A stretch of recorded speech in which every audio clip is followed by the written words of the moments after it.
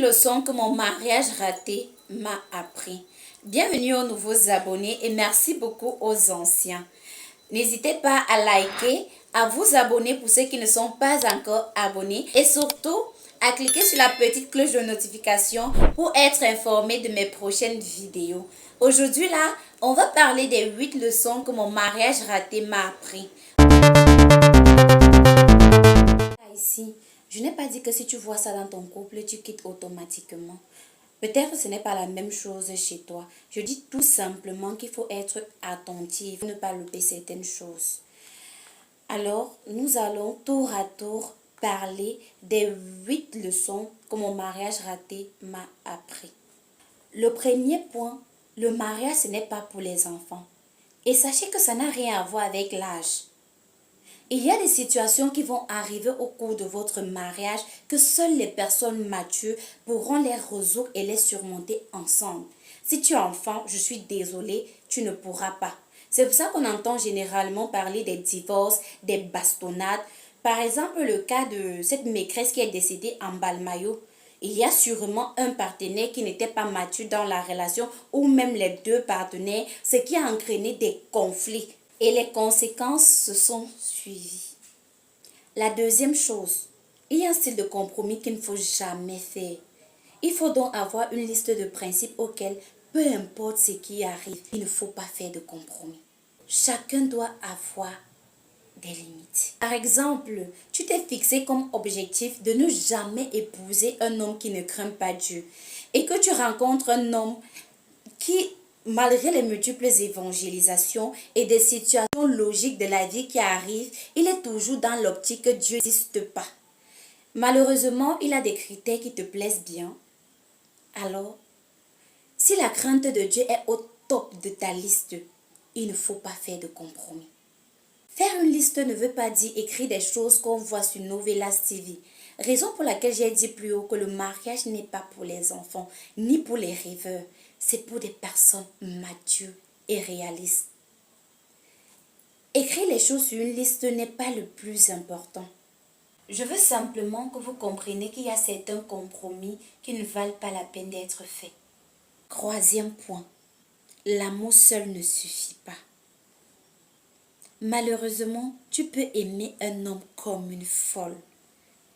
Mais s'il ne te respecte pas, s'il n'est pas travailleur et que c'est important pour toi, ça ne suffira pas. Tu peux te mettre en couple avec lui et beau forcer.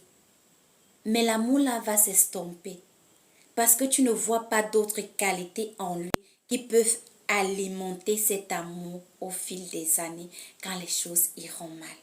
Les éléments de ta liste, c'est bien. L'amour, c'est aussi bien. Mais les deux doivent aller ensemble parce que l'amour seul ne suffit pas.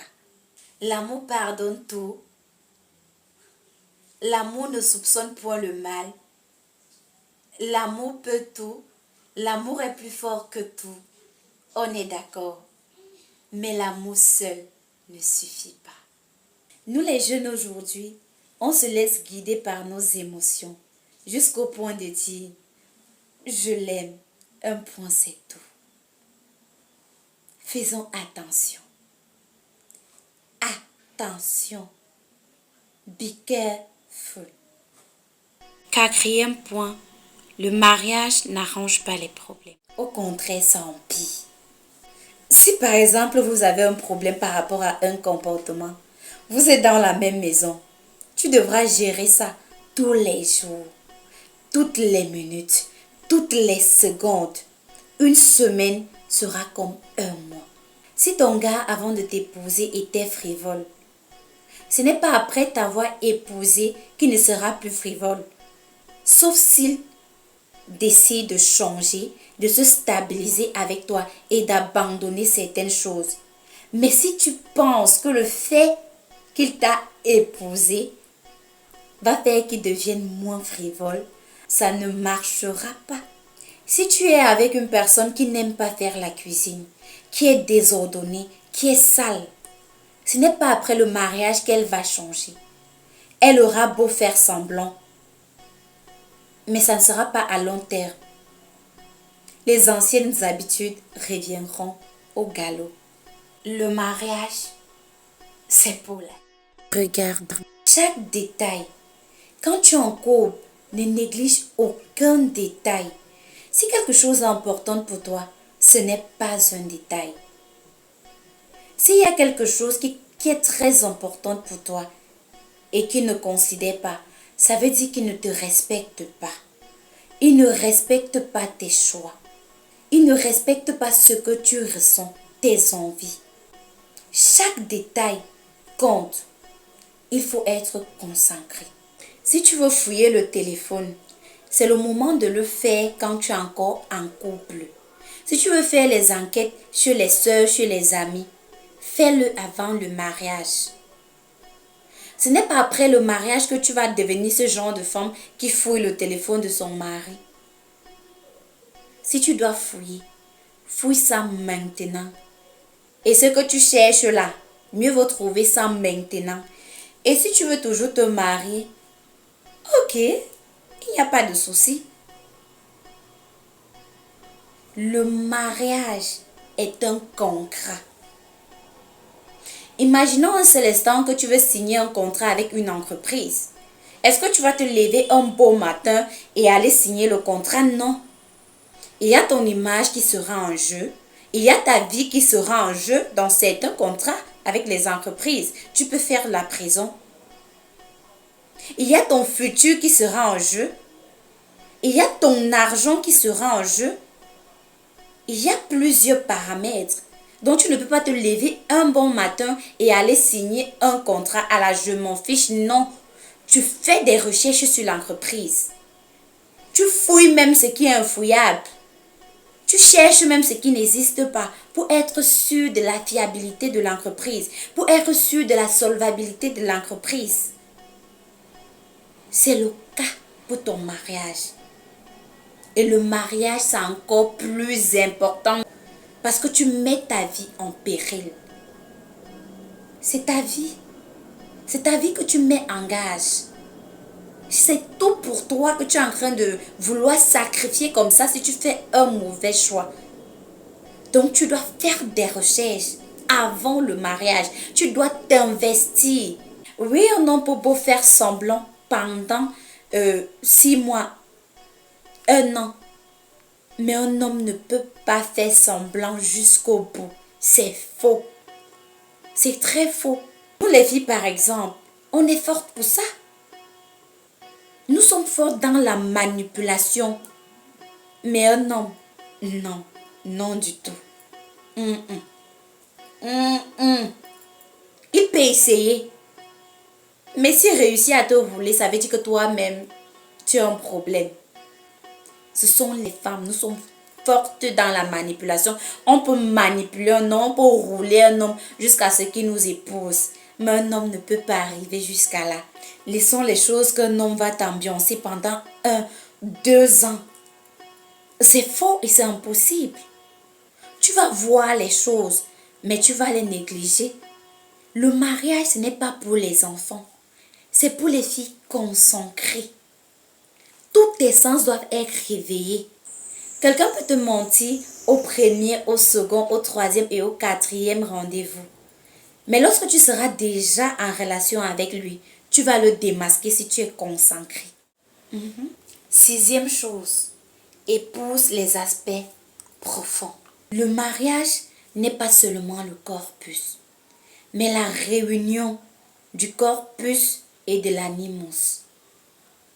On n'épouse pas un gars sur ses cheveux, sur sa barbe, sur sa taille, sa corpulence, ses dents, sa démarche, son sourire, ses yeux. Non du tout. Non. On épouse sa vision, la potentielle éducation qu'il peut donner à tes enfants.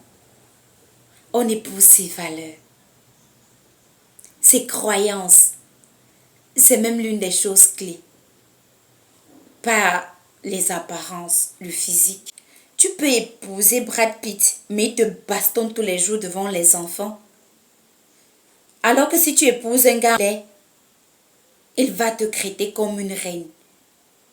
Mais cela ne veut pas dire que les gars beaux ne traitent pas bien les femmes ou que les gars laids traitent mieux les femmes. On n'épouse pas le physique, le superflu, mais ce qui est à l'intérieur, les valeurs. Le reste là, c'est accessoire, c'est vraiment la cerise sur le gâteau. 7e point, ne pas faire du mariage le projet de ta vie. C'est une erreur. Certaines personnes disent que le mariage n'est pas une fin en soi. D'autres disent que le mariage est une fin en soi. Mais le mariage n'est pas une fin en soi. Après le mariage, tu dois vivre. Donc, prends au sérieux tes études. Prends au sérieux tes projets. Prends au sérieux ta carrière. Ce n'est pas parce qu'un gars t'a promis le mariage que tu vas négliger ta carrière. Je suis désolée, non. Non du tout, ça ne se passe pas comme ça. Si tu le faisais avant, prends ta vie en main. Il est temps de te prendre en main. Au point où certaines filles tombent déjà enceintes, soi-disant, il m'a promis le mariage. On est où là? Au 21e siècle? Oh, stop à la stupidité. Oh. L'idéal serait de faire tous ces enfants dans le mariage. Mais si ça arrive, tu n'as plus de choix. Garde, il ne faut pas faire sauter. Mais il y a des moyens pour éviter cela. Il y a l'abstinence, il y a le préservatif, il y a les contraceptifs. À toi le choix. Prends soin de toi, de tes projets, de ta carrière. Parce que le jour où le mariage finit, c'est ça qui te reste. On dit généralement que mieux je cherche mon argent. Ton argent ne va jamais te briser le cœur. Ton argent ne va jamais te taper. Ton argent ne va jamais te tromper. Ton argent ne va jamais te manquer le respect. Et si tu as ton diplôme, c'est ça qui va te donner les opportunités. Trouve-toi avant de trouver ton partenaire. C'est très important. Trouve-toi avant de trouver la meilleure personne pour toi. Si tu ne sais pas qui tu es, si tu ne sais pas où tu vas, si tu ne sais pas ce que tu veux, comment te vois-tu dans 10 ans? Il faut savoir qui tu es, ce que tu veux et où tu vas. Très important. Et par-dessus tout, mettre Dieu devant. Toujours mettre Dieu en avant. Donc si tu n'as pas encore fait l'erreur de te marier sans avoir réuni tous ces éléments, fais-toi une liste. Recommande à Dieu. Prie sincèrement. Et si tu as la foi, le Seigneur va t'exaucer. Travaille d'abord sur toi-même. Parce que toutes les femmes veulent un bon mari. Mais on ne se pose jamais la question de savoir est-ce que nous sommes des bonnes femmes pour mériter des bons maris. C'est la question que tu dois te poser. Est-ce que je suis d'abord moi-même une bonne personne qui peut apporter quelque chose de plus dans la vie d'un homme avant de chercher à savoir est-ce qu'un homme est une meilleure personne pour apporter quelque chose de plus dans ma vie. C'est important. Ne soyons pas égoïstes. Notre égoïsme nous amène très loin. Très très loin. Il faut éviter cela. Pour nous d'abord et pour les autres également. Le mariage, c'est pour les personnes matures. Ceux-là qui ont déjà affirmé leur estime de soi. le caractère. Il y a tellement de choses, mais nous en parlerons progressivement. C'est tout pour cette vidéo. Merci d'avoir regardé cette vidéo jusqu'à la fin. Si tu as aimé, like, donne ton point de vue en commentaire. Si tu n'es pas encore abonné, abonne-toi et surtout, ne sois pas égoïste. Partage avec ta famille, tes amis, tes proches et contacts. Bisous, à la prochaine et surtout, clique sur la petite cloche de notification pour être informé de nos prochaines vidéos. Je vous aime trop. Mouah.